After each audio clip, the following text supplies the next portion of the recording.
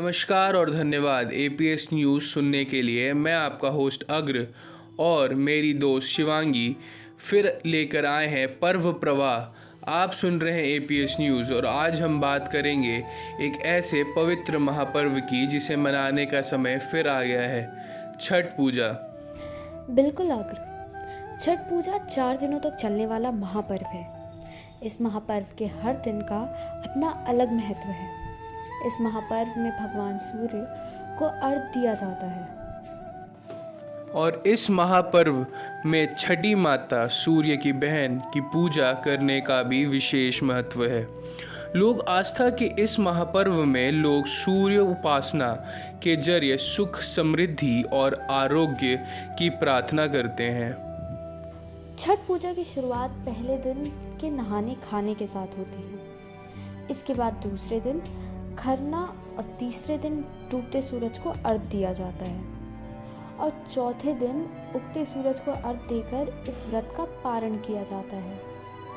इस विशेष महापर्व में 4 दिनों का खास महत्व है।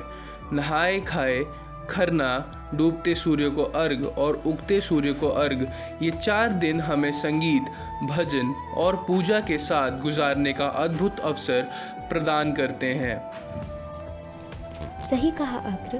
और इन दिनों में लोग अपनी पूरी श्रद्धा भाव के साथ छठी माता और सूर्य देव की पूजा करते हैं, जिससे उन्हें सूर्य उपासना के अद्वितीय लाभ की प्राप्ति होती है।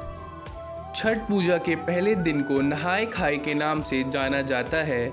इस दिन व्रती स्नान करके नए कपड़े धारण करती हैं और पूजा के बाद चना दाल, कद्दू की सब्जी और चावल को प्रसाद के तौर पर ग्रहण करती हैं। व्रती भोजन करने के बाद परिवार के बाकी सदस्य भोजन करते हैं। खरना पूजा मन की शुद्धता के लिए होता है। इस दिन लोग मानसिक तौर पर 36 घंटों की कठिन निर्जला व्रत के लिए तैयार होते हैं। मन की शुद्धता के बाद खरना प्रारंभ होता है। खरना के दिन ही छठ पूजा का प्रसाद भी बनाया जाता है।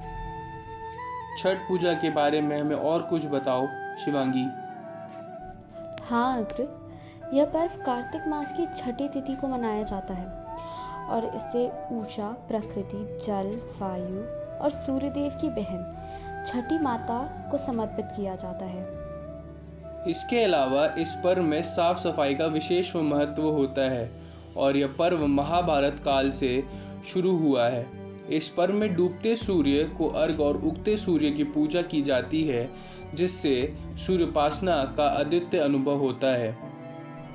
और आपको ये जानकर हैरानी होगी कि इस पर्व को मनाने की शुरुआत महाभारत काल से हुई थी। यह भारतीय संस्कृति धारा का एक महत्वपूर्ण हिस्सा है।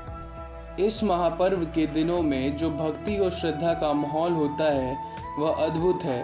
हम सभी छठ पूजा के उत्साह में रंगे होते हैं।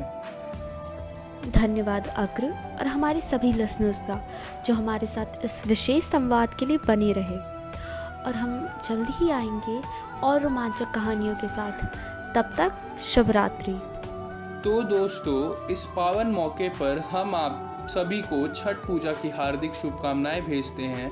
सुनिए और जानिए छठ पूजा का महत्व, इसकी कहानी और इसे मनाने वाले अनुष्ठान के विषय में और भी बहुत कुछ। शुभ रात्रि और जय छठी मैया।